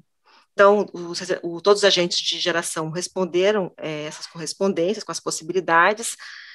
Depois disso, a CREG determinou que todos os agentes, e assim como o ONS, operem os reservatórios, flexibilizando os níveis mínimos até o nível mínimo de exploração energética, claro que ressalvados, né, os usos prioritários, tanto a retirada de água para captação humana, como para dessedentação animal, e isso com um horizonte até 30 de novembro, que foi o que a CREG determinou. E com base nessa determinação, o ONS mandou uma outra correspondência, que foi a que vocês citaram, né, um 964, solicitando, então, que os agentes declarem essas restrições hidráulicas flexibilizadas. como a gente sempre repete, né, é atribuição do agente declarar essas flexibilizações. Então, a gente tem, a Camila mostrou mais cedo para vocês, todas as restrições que já foram flexibilizadas, estão sendo consideradas tanto na operação como na programação da operação. E, então, a gente não pode afirmar para vocês ter uma data específica para flexibilizar a infraestrutura abaixo da 319 ou acima, porque isso depende do agente. Com relação a esse limite que foi feito nesse momento, né, não foi até 314, que é o limite de exploração energética de ilha, considerando o projeto básico, né, porque ele foi construído antes do canal, então as máquinas permitem uma operação até essa cota, 314, no entanto, desde a operação do canal, o nível mínimo alcançado foi 308,54. Então, houve uma ressalva do agente de que precisa avaliar o comportamento, né, das máquinas e do próprio canal abaixo dessa cota, e, se possível, seria flexibilizado níveis abaixo desse valor. Então, nesse momento, o que a gente tem é essa 319, e caso haja uma avaliação por parte do agente envolvendo não só a própria usina, como o canal Pereira Barreto, que hoje é de responsabilidade do DENIT, né, do Departamento Nacional de Infraestrutura e Transporte, terá essa flexibilização, tá? Então, a gente não tem como afirmar se vai ser acima ou abaixo de 319, depende da flexibilização do agente. Deixa eu ver se eu respondi todas. Então, em relação à cota, se o INSS decidiu prorrogar, além do 30/11, a última nota técnica, a gente avaliou o prazo até final de novembro, então não tem nenhum documento ainda, nenhum resultado final de avaliação além de novembro. Assim que disponível, a gente vai colocar para vocês. E em relação ao 314, se o agente declarar esse valor mais baixo, ele vai ser representado na modelagem, sim. Obrigada, André. Nada, Simone, tem algumas outras perguntas para você aqui. Uma de Marcos Stocco, da Matrix Energia. Boa tarde. Não foi abordado na reunião de hoje a projeção da EAR de Três Marias e Sobradinho, na Bacia de São Francisco. Vocês poderiam informar qual a projeção do ONS para a revisão 0 de outubro para os reservatórios destas duas UHS? Boa tarde, Marcos. O ONS apresenta, né, nessa avaliação inicial da gestão de recursos hídricos as alterações que a gente teve de uma semana para outra, né? A gente tem tido essa prática. Então, em relação ao São Francisco, não teve nenhuma nova atualização da simulação, a última reunião da bacia foi realizada no início de setembro. Os valores que foram postados na reunião passada, mas eu posso repetir aqui, para Três Marias, início de outubro, avaliado no início de setembro, né, tem essa ressalva, foi 40,9 para início de outubro e para Sobradinho 40,7. Assim que a gente tiver uma atualização dessa simulação, a gente traz novamente para apresentar para vocês. Obrigada, André. Obrigado, Simone. Tem uma outra pergunta de Caio Nepomuceno, da Ideal Energia. Prezados, visto que, ao mudar o nível mínimo de algumas usinas, você automaticamente altera a produtividade a 65% das mesmas. Tem um questionamento. Quando que as ENAs por subsistema serão recalculadas? Boa tarde, Caio. Com relação aos dados verificados, né, o ONS não vai alterar a cota mínima dos dados oficiais. Então, em termos de AR máximo, não vai ter nenhuma alteração no sistema, considerando uma outra produtibilidade. Isso não vai ser feito. Obrigado, Simone. As demais perguntas recebidas vamos deixar para responder após a apresentação dos temas a que estão relacionadas, e, encerrada essa bateria de perguntas, iremos iniciar a apresentação do terceiro bloco, onde serão abordadas questões relativas a limites elétricos e principais intervenções elétricas e política operativa. Convido Laura, que fará a apresentação sobre limites elétricos e principais intervenções elétricas. Laura, a palavra está contigo. Obrigada, André. Vou compartilhar a tela aqui com vocês.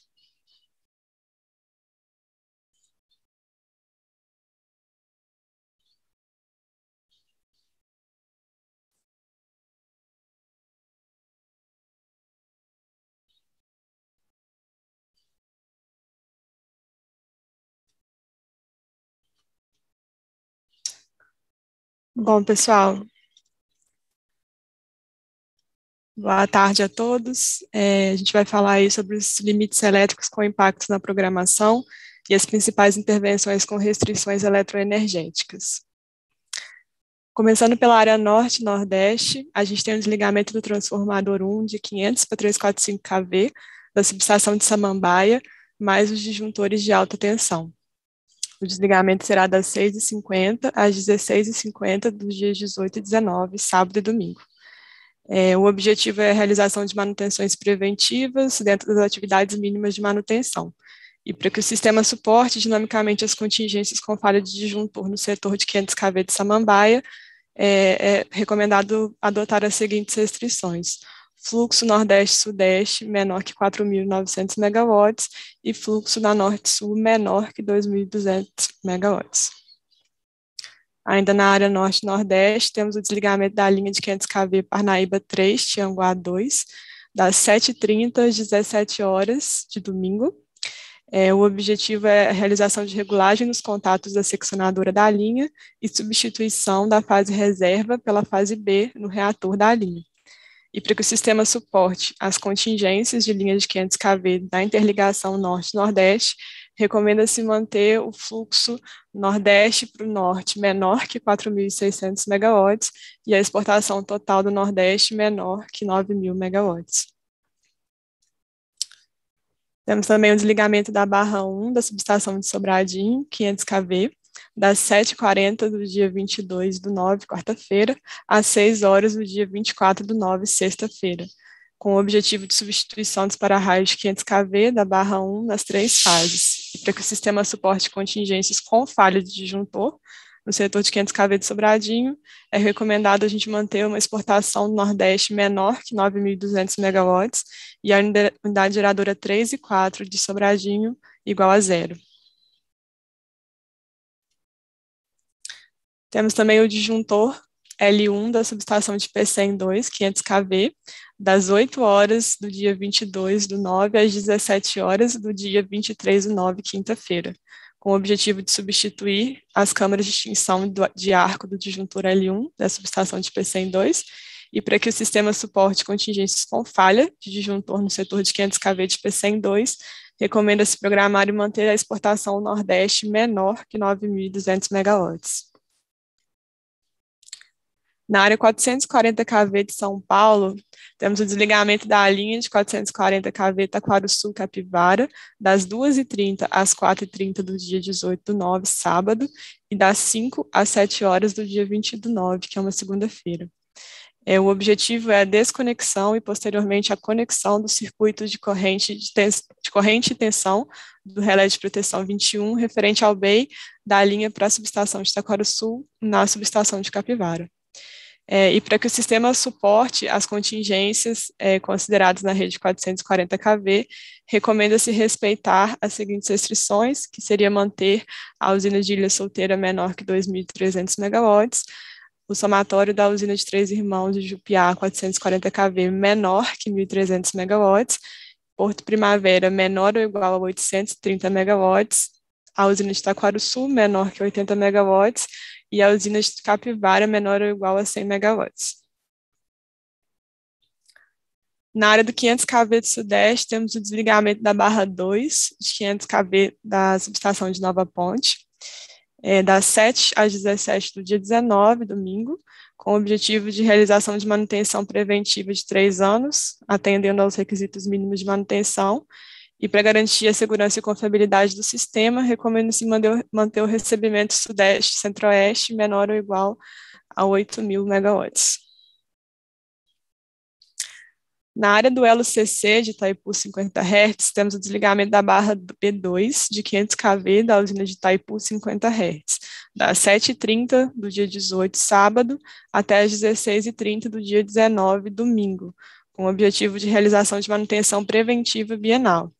E para garantir as condições necessárias para a operação segura do sistema de 50 Hz do Paraguai, dadas pelo número mínimo de unidades geradoras sincronizadas nas barras A1 e B1, e pela geração máxima na barra A2, em função do intercâmbio Itaipu-Ande e da potência transmitida pelo elo CC, é recomendado limitar o elo CC num valor menor que 2.600 MW.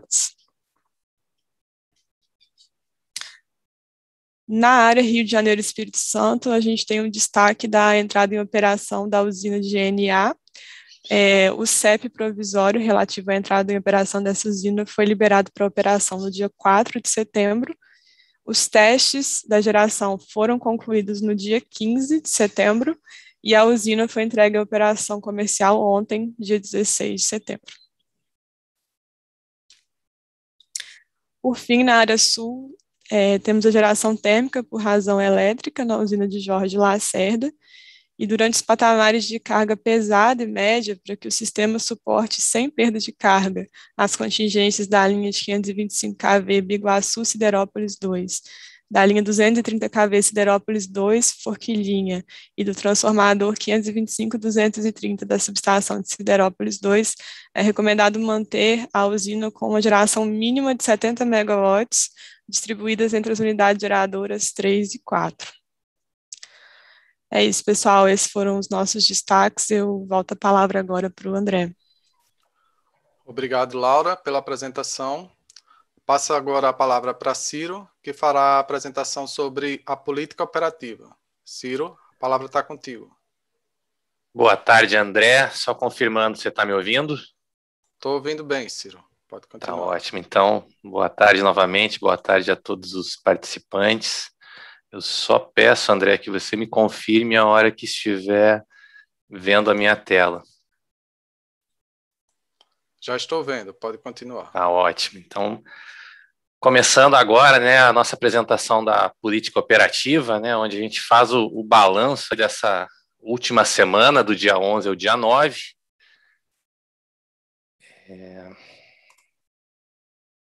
Tá aqui, cadê? Pronto.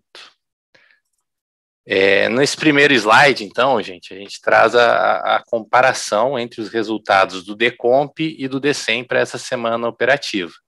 Então, a gente nota aí que do dia 11 ao dia 17, o despacho do DECEM ele acabou sendo menor do que o do DECOMP, né? Isso muito em função das diferenças de disponibilidades utilizadas por cada modelo, e a diferença de despacho por mérito e unit commitment do DECEM, principalmente, né? Então, a gente nota que a atualização de carga e as atualizações aí dos dados de entrada acabaram reduzindo aí o despacho do DECEM. Outra destaque aí nesse gráfico, a gente pode notar também essa elevação do despacho do DECEM no último dia, né? Isso foi em função da entrada em operação da usina de GNA. Então, no dia 17, ela já foi considerada, gerando em torno de 1.300 megawatts médios. Essa usina ela não tinha sido contemplada no DECOMP. Além disso, né, a gente tem destaques aí, reduções na usina de Termomacaé, no DECEM, então aproximadamente 800 megawatts nos dias 11, 12, 13 e 16, né, diferenças enquanto o DECOMP ela foi despachada, Termo Fortaleza e Termo Maranhão 4. Além disso, né, como destaque também teve o retorno da Rota 1, então na UTE Norte Flu no DECEM ela gerou 520 megawatts médios a partir do dia 14, no DECOMP essa geração considerada foi de 370.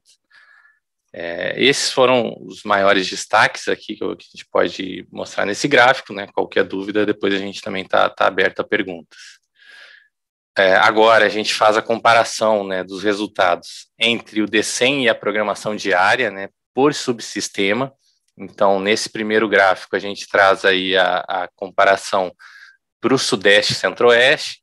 No gráfico superior, a gente tem a geração hidráulica, no gráfico inferior, a gente tem a geração térmica. Então, as principais diferenças aí apontadas entre o PDP e o DECEM, né, eles resultam de ajustes para a compatibilização da diretriz operativa, né, com o objetivo do controle do armazenamento das bacias dessa região. Então, se nota, né, no despacho do Sudeste que acabou, na programação, tem se reduzido o despacho de resultado do DECEM.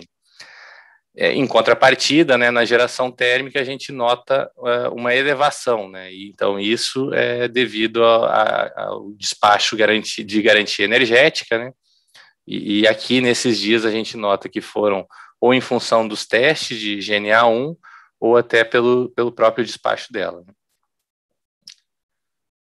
Agora, para a região sul, né, mesmo os mesmos gráficos, as diferenças elas são em função de adaptação à nossa política operativa, né, e nota-se que essa semana também teve a passagem de frente fria na região sul, melhorando as vazões, então você tem algumas adequações devido também aos resultados do modelo por conta dessa adequação da chegada da frente fria. Então, você nota que no dia 14 teve uma diferença que foi revertida a partir do dia 15, elevando-se novamente na programação a geração hidráulica.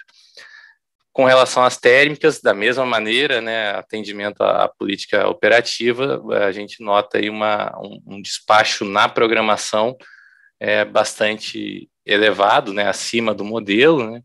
Isso, ao longo dessa semana operativa, o despacho por garantia energética ele foi até a usina de Araucária.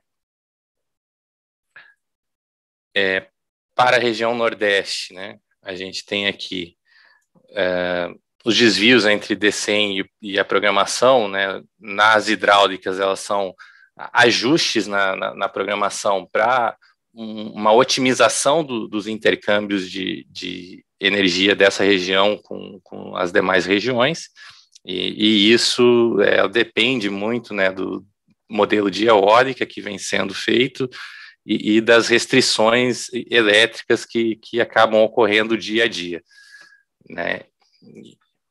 E com relação às térmicas é a mesma questão, né? O despacho por garantia energética e a adequação aos limites elétricos da região.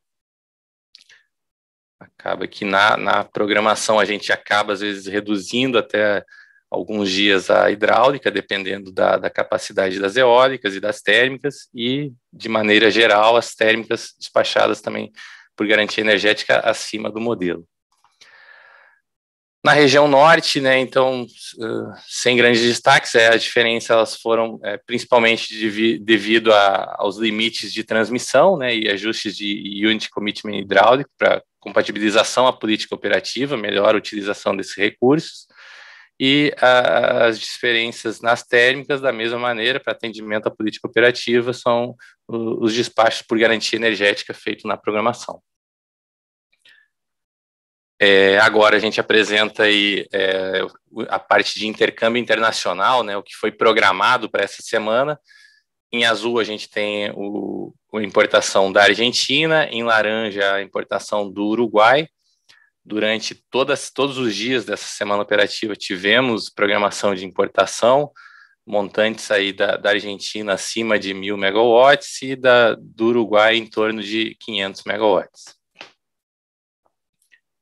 Essa programação, né, é importante também observar, né, que essas variações elas dependem também da disponibilidade dos países vizinhos que estão fazendo essa oferta. Então, na maior parte dos dias aqui, essas variações foram justamente as variações das ofertas. Agora a gente traz aqui um balanço, né, a média dessa semana do SIM como um todo, né. Então, aqui a gente pode destacar que a carga média foi em torno de 71,2 gigawatts, uma elevação de aproximadamente 3,5 gigawatts em relação à semana anterior. A geração eólica ela foi em torno de 10,6 gigawatts médios na região Nordeste, isso é um aumento de 1,3 gigawatts médios em relação à semana anterior. No subsistema Sul, a semana toda teve um perfil exportador de aproximadamente 0,6 gigawatts médios, uma elevação de 2,4 gigawatts médios, então o Sul que estava antes recebedor, ele se tornou exportador durante essa semana, em função da melhora nas vazões nessa região. Tivemos importação da Argentina, em torno de 1.300 megawatts médios, e importação do Uruguai, em torno de 539 megawatts médios. exportação reduzida nos bipolos do Madeira, aproximadamente 0,6 gigawatts médios, e exportação dos bipolos do Xingu de 3,9 gigawatts médios. A geração de Itaipu ficou em torno de 6,1 gigawatts médios, acréscimo de 0,7 gigawatts em relação à semana anterior. Esses eram os destaques aqui. Agora a gente faz uma apresentação, né, da média de como foi o balanço da programação semanal, isso por região, como que foi feito o atendimento da carga em cada região. Então, no gráfico superior, a gente tem a região Sudeste. Então, a gente nota que a semana toda, na média, ele foi recebedor de energia, né? E a maior contribuição interna foi de geração hidráulica, né? Modulando conforme a carga. Agora, a gente vê também no gráfico inferior o resultante do Sul, onde, como a gente já vinha falado anteriormente, o Sul se tornou exportador de energia, né, principalmente nos períodos de carga média e pesada, né, aonde a gente faz essa modulação com a geração hidráulica disponível, né. Então, esse foi o aproveitamento dessa energia aí, né. Passando agora para o resultado do Nordeste, no gráfico superior. Então, o Nordeste exportador, né, completamente exportador, todos os patamares. Então, na base ali a gente vê em verde a contribuição da eólica, né, uma percentual bem grande dentro desse subsistema, né. O montante verificado aqui de eólica, ele foi acima de 10,5 gigawatts médios, né, assim também como uma geração térmica também bastante elevada, né, e aí isso que manteve esse perfil exportador tão grande, né. E a região norte também fazendo essa modulação, né, de maneira geral ele foi exportador, geração hidráulica ela ainda está reduzida, né, em função da sazonalidade que a gente está passando, desse período do ano, né, mas ela ainda foi o principal recurso utilizado nessa região. Agora, então, a gente traz aqui o resultado da geração térmica, né, dos despachos do DECEM, né. Então, nessa semana operativa, a gente teve um total de 16,8 gigawatts médios de geração térmica, um acréscimo em torno de 1 gigawatt com relação à semana passada, e aqui a gente tem o motivo de cada despacho, né. Então, o destaque aqui seria para ordem de mérito, correspondente a 73% da geração total. Na sequência, garantia energética, com 17% do total, inflexibilidade, representando 9%, e unit commitment, 1%. Ainda ocorreram aqui nos dias 16, alguns despachos por razão elétrica, né? Bahia 1, Termo Pernambuco e Murici no dia 13. Agora aqui a gente traz uma comparação, né, por subsistema dos resultados do CMO, né, uma comparação aquela que a gente faz lá no início, entre o DECOMP e o DECEM para cada subsistema. Agora a gente faz a decomposição por subsistema. Então, de uma maneira geral, no Sul e no Sudeste, né, os valores de CMO do DECEM eles foram inferiores ao do DECOMP, né, e as diferenças observadas, elas se devem ao melhor detalhamento da carga no modelo DECEM. Então, na média, o DECEM considerou uma carga inferior à carga do DECOMP. Então, a gente observa também alguns picos de CMO no Sudeste. Isso aqui foi algumas limitações aí na subestação de Lafayette, uma questão de 200 megawatts. E no dia 14, né, durante a carga pesada, houve uma maior proximidade dos CMOs entre os modelos. Vale destacar que nesse dia foi o dia com maior carga para o DECEM, né. O mesmo comparativo agora para a região Nordeste e Norte, né, e aí aqui as diferenças observadas elas se devem também ao melhor detalhamento da carga no modelo DECEM, e aí, para melhor detalhamento, a gente até reduziu a escala desse gráfico, né, que teve um pico de CMO bastante elevado, né, que eles ocorreram nesse dia 12 aqui em função de um SGI, de um serviço que limitou o carregamento das linhas de 230 kV, Pau-Ferro Goianinha e Recife 2 Goianinha. Então, além disso, também teve aqui no dia 16 e 17, né, também devido a um serviço elétrico, aonde o SGI é o 48014 de 21, que limitou o carregamento das linhas Campina Grande Goianinha e Recife 2 Goianinha. No subsistema norte, ele seguiu mais ou menos o mesmo comportamento do subsistema sul e sudeste, né? Não teve nenhum destaque a apresentar aqui no gráfico. Agora, esse aqui é um gráfico legal, onde a gente traz a distribuição, né, por barras aqui. É sempre bom relembrar também que nesse gráfico a gente não tem a representação de todas as barras, né, mas ela é uma fotografia do dia 17, né, de hoje, às 8h30, né, horário da manhã, aonde a gente vê aqui a distribuição dos CMOs nos barramentos. Então, aqui a gente consegue ver que há uma equalização aqui pelas cores no gráfico, né? Alguns destaques aqui na região nordeste, justamente em função dos SGIs, né, de serviço, onde limitava aqui na Campo Grande, Goianinha, Recife 2, Goianinha, e aqui a Itabaiana e Itabaianinha. Agora aqui a gente traz, para quem já acompanha a nossa apresentação, né, a gente vai fazer uma representação com a utilização dessa ferramenta do Boxplot, agora por subsistema. É uma maneira de melhor apresentar para vocês como que está a distribuição dentro de um subsistema, a distribuição do CMOs por barra, né? Então aqui a gente consegue dividir eles entre outliers, mínimo e máximo, e uma mediana, né? Então, o primeiro subsistema que a gente traz aqui é o Sudeste. Então, alguns outliers superiores e inferiores foram no horário de 20 e 30, né? Eles estão associados à limitação na transformação da subestação de Lafayette. E os demais outliers superiores e inferiores a partir de 9 horas são consequência do limite térmico da linha de 230 kV Itabaiana e Itabaianinha. Então, aqui representados no gráfico.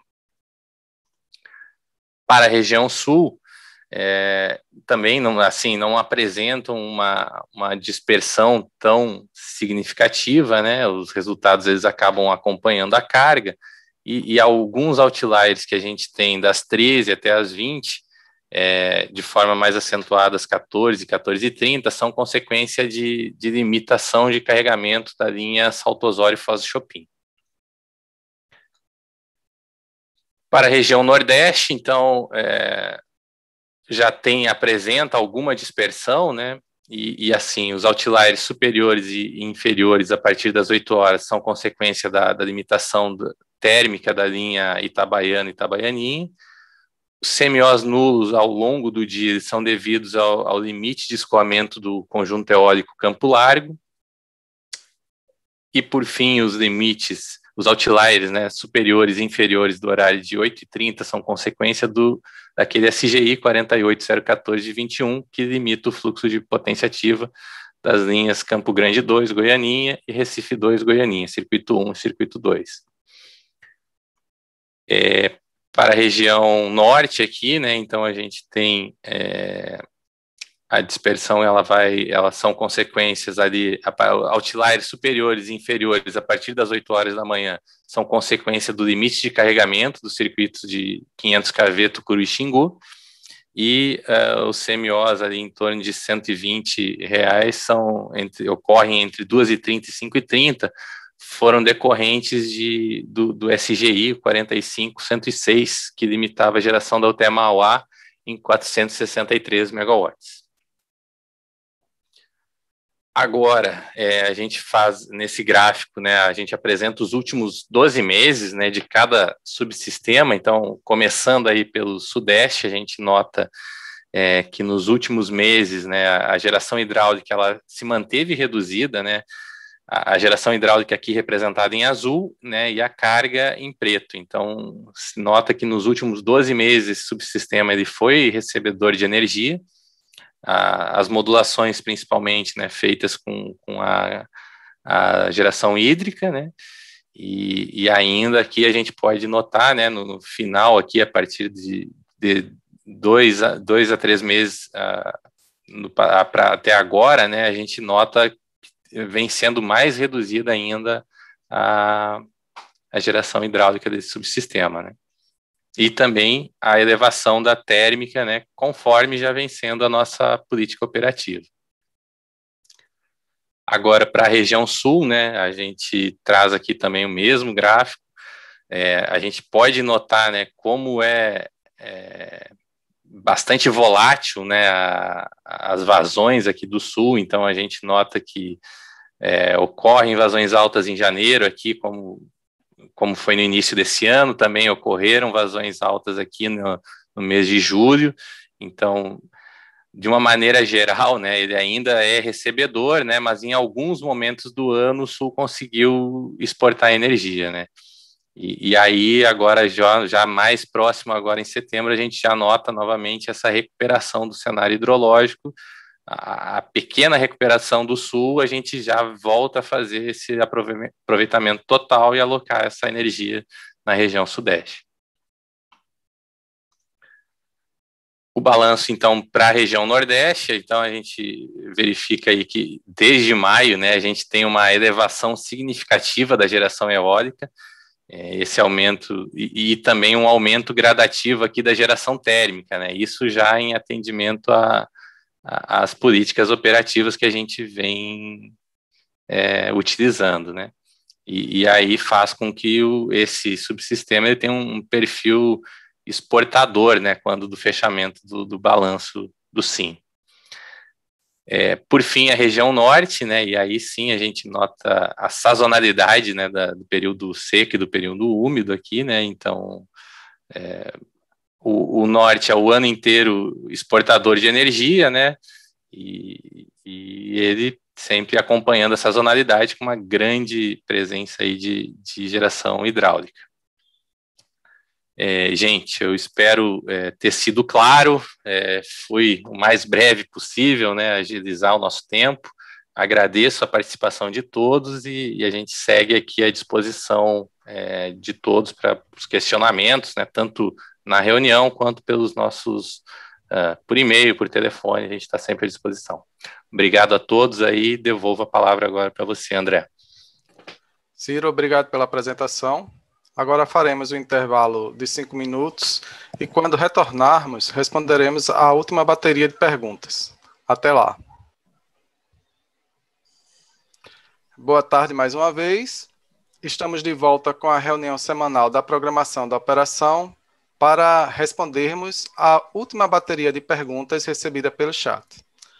A partir desse momento, o envio de perguntas pelo chat está encerrado e as perguntas que chegarem depois serão respondidas posteriormente pelas áreas responsáveis. E outros questionamentos também podem ser enviados para o Fale Conosco no site do ONS. A primeira pergunta vai ser para Simone, tá? De Wagner Begin e da Elera Renováveis. Boa tarde.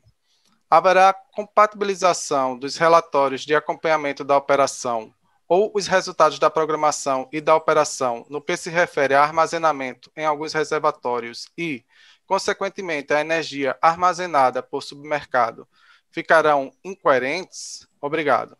Simone? Boa tarde, Wagner. Como eu citei anteriormente, então, com relação ao acompanhamento dos dados verificados, não terá alteração no cálculo, né, da energia armazenada e da consideração desses níveis mínimos flexibilizados até novembro, dado até, inclusive, que é uma alteração conjuntural, né, não é estrutural. Então, com isso, vai ter um descasamento, não vai estar compatível o acompanhamento dos dados verificados com os resultados dos modelos DECOMP e DECEM.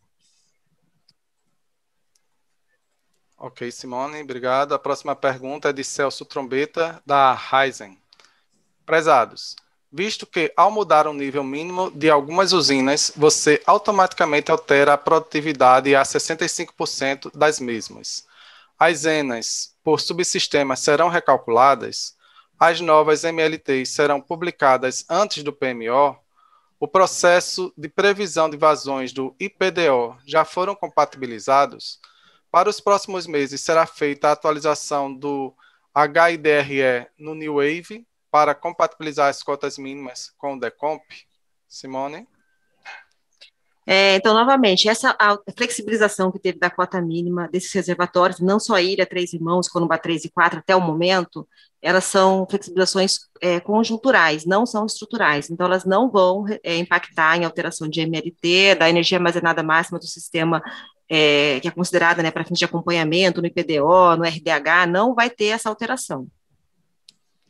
Ok, a próxima pergunta é de Lucas Causani, da Central Energia. Prezados, boa tarde. Novamente, obrigado pelas respostas das perguntas anteriores. Com relação à atualização dos estudos prospectivos, consta da ata da reunião do CMSE do dia 3 de nove de 2021 que o ONS e EP apresentaram estudos para a transição do período seco para o período úmido em 2021, para atendimento em 2022 e análises expandidas até 2025. Ainda pela ata, o ONS e EP destacaram os requisitos de potência e energia para atendimento aos critérios de segurança. Esse relatório com estudos prospectivos até 2025 será disponibilizado aos agentes? Gato, Lucas. Boa tarde, Lucas.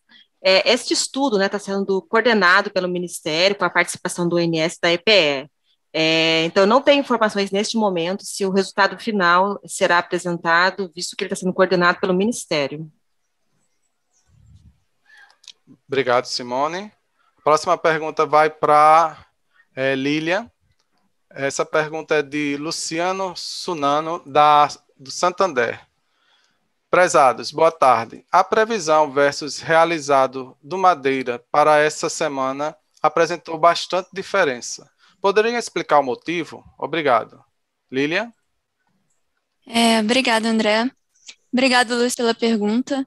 Então, houve uma chuva significativa em Guajará-Mirim, que é um posto ligado à previsão da usina de Jirau, pelos dados de satélite, e lá, por haver um tempo de concentração alto, demora para a chuva virar vazão, além também da gente não ter dados disponíveis dos postos pluviométricos localizados na Bolívia, como apoio. Então, nós precisamos, assim, esperar essa chuva apresentar a reação na vazão ou não, e isso acabou afetando a previsão, provocando esse desvio. Nós viemos acompanhando esse comportamento e, como os postos não mostraram essa mesma chuva significativa, nós faremos a consistência desse dado de precipitação. Devolvo a palavra, André. Obrigado, Lília. A próxima pergunta é de Caroline Trentini, da Gold. Prezados, a alteração dos dados de cadastro de 4 usinas impactou na energia armazenável total do submercado Sudeste. Por qual motivo não houve reexecução do modelo New Wave? Pois esses desalinhamentos causam uma consulta equivocada do DECOMP na FCF. Vocês pretendem corrigir isso para o PMO? Obrigada. Juliano? Obrigado, André. Obrigado, Caroline. Indo até na linha do que a Simone acabou de responder aí para os outros colegas, né? E uma parte da sua pergunta, Caroline, eu já respondi. Então, sim, nós estamos cientes desse desacoplamento com o New Wave. E com relação ao PMO, que vai ser realizado aí na semana que vem, nós vamos nos reunir e vamos decidir aí qual é a melhor modelagem para essas questões conjunturais aí com relação ao modelo de médio prazo, o New Wave. Então, na semana que vem, na reunião do PMO de outubro, nós daremos aí a devida publicidade do que foi decidido, tá bom? Valeu, obrigado aí, Carolina, obrigado, André, mais uma vez. Obrigado, Juliano. E para encerrar essa bateria de perguntas, temos a pergunta de Luciano Sunano, do Santander. Prezados, boa tarde. A usina GNA entrou em operação com um CEP provisório. Ela poderá ter alguma limitação de geração por conta disso? E quando será entregue o CEP de Lagos para a região? Quem vai responder essa pergunta é José Augusto. Boa tarde, obrigado pela pergunta, Lúcio Sunano. Realmente a usina GNA entrou com CEP provisório, ele resolveu alguns problemas relativos à rede de 345, mas ele é um CEP que só será completo com a entrada da SE Lagos. Essa subestação ela está prevista para meados de 22. Então, até lá, pode sim, em determinados períodos de carga, a gente ter algum tipo de restrição nas usinas por conta de violações na malha de 138, que atende em paralelo àquele corredor que atende o estado do Espírito Santo. Estão sendo tomadas medidas mitigadoras para reduzir essa restrição que estão em curso, a DPL. Obrigado pela pergunta. Eu vou a palavra para você, André. Obrigado, José Augusto. E concluída a última bateria de perguntas e respostas, iremos encerrar nossa reunião semanal da programação da operação. Devido à reunião do PMO, que será realizada na semana que vem, nossa próxima reunião será na sexta-feira, dia 8 de outubro. Em nome de toda a equipe do ONS, agradeço a participação de todos os envolvidos e desejo a todos uma boa noite e um bom final de semana.